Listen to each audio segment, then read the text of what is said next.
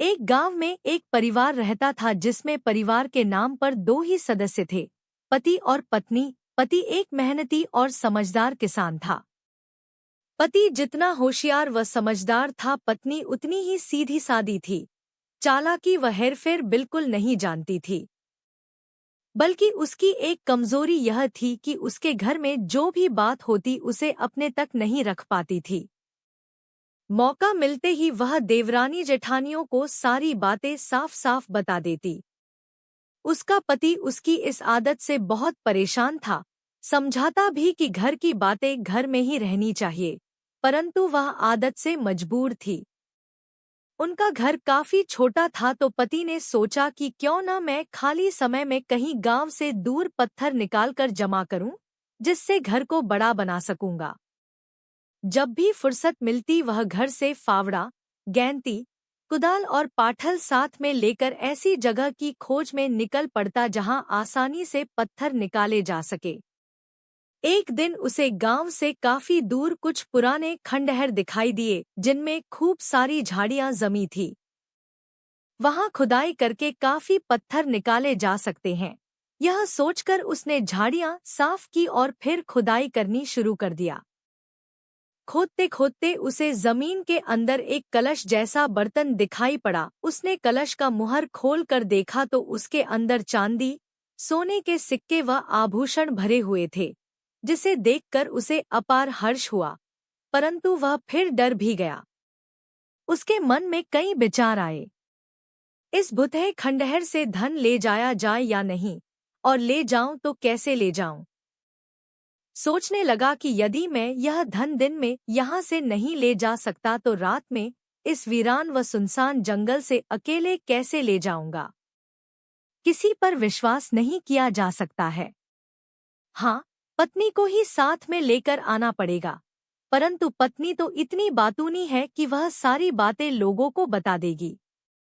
क्या करूं, क्या न करूं की स्थिति हो गई।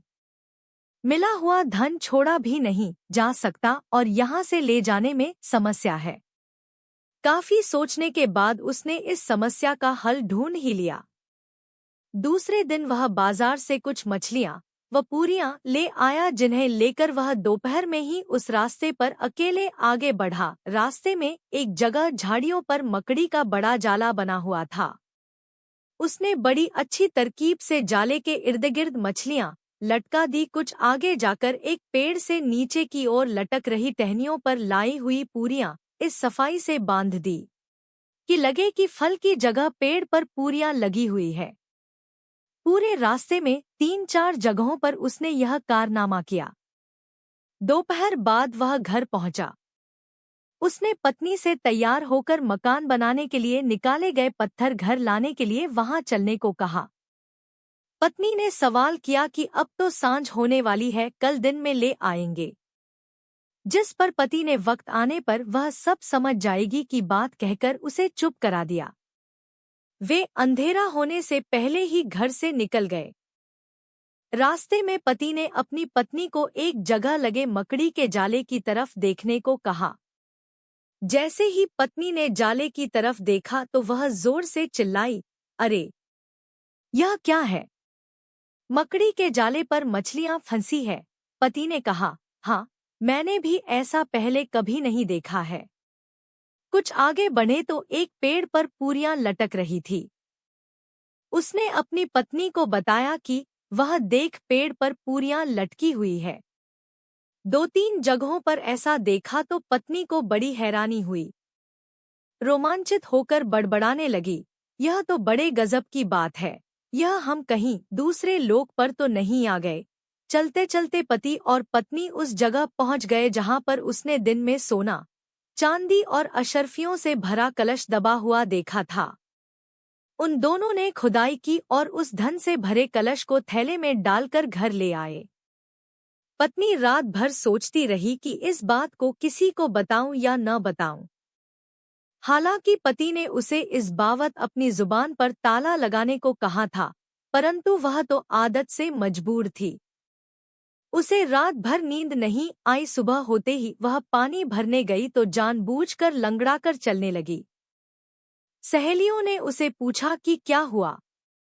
क्यों लंगड़ा रही है? कुछ नहीं, कुछ नहीं कह पहले तो उसने नखरे दिखाए, परंतु औरतें भी कहाँ मानने वाली थी।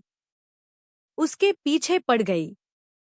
तब उसने भी ज्यादा देर न करके रात की घटना बता दी कि हमें एक जगह बहुत सारा धन मिला है, उसे वहां से घर लाते वक्त यह मोच आ गई है। उसे जगह का तो सही सी पता नहीं था, इसलिए जगह के बारे में नहीं बता पाई, परंतु उसने जो अद्भुत नज़ारे रास्ते में देखे थे वे भी नहीं बताए, केवल धन का ही बखान करती रही। पनिहारने घर लौटी तो खबर पूरे गांव में आग की तरह फैल गई। आखिर यह खबर राज दरबार तक भी पहुंच गई।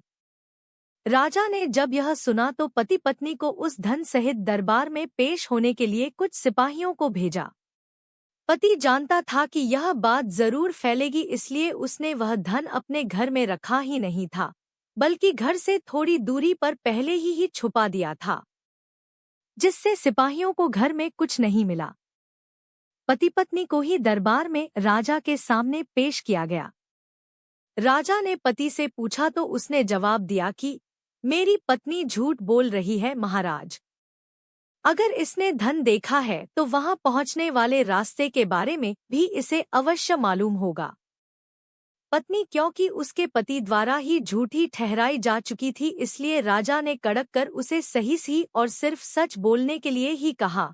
तो उसने घबराते हुए कहा कि महाराज, मुझे रास्ते का सही सी ज्ञान तो नहीं है, परंतु मैंने वहां जाने वाले रास्ते में कई जगहों पर झाड़ियों में मकड़ी के जाले पर खूब मछलियां फंसी हुई देखी, और 2 जगह तो पेड़ पर पूरियां भी लटकी हुई थी। और सुनते ही दरबार में बैठे सभी लोग जोर जोर से हंसने लगे। राजा को भी पहले तो बड़ी जोर की हंसी आई, फिर क्रोध भी आया कि यह औरत तो सचमुच ही पागल है। राजा ने सिपाहियों को आदेश दिया कि इस औरत को 4 डंडे मारकर दरबार से भगा दो, खामखा दरबार का वक्त जाया कर रही है। पति अपनी तरकीब पर मन ही मन बड़ा खुश हुआ। धन भी सुरक्षित बच गया और पत्नी को भी सबक मिल गया। उसके बाद पत्नी ने कसम खाई कि अब मैं कभी अपने घर का भेद किसी को नहीं बताऊंगी। बातूनी औरत हमेशा अपना ही बुरा करती है। मर्म, जिंदगी में पुरुषों को कुछ ऐसी बातें पत्नी से हमेशा छुपा कर रखिए ताकि भविष्य में किसी भी कठिनाइयों का सामना न करना पड़े।